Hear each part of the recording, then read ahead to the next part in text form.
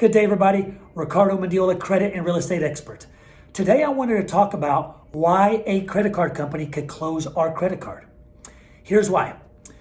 Whenever you applied for the credit card, in fine print, it says that they're allowed to do a couple of things. Number one, they're allowed to go look at your credit report every single month to see if your score has increased or decreased. If it's decreased, then you became a higher risk to them, okay?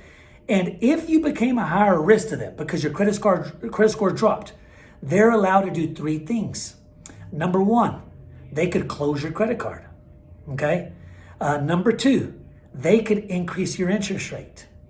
And then number three, they could actually decrease your spending limit. They're allowed to do those three things if your scores have dropped.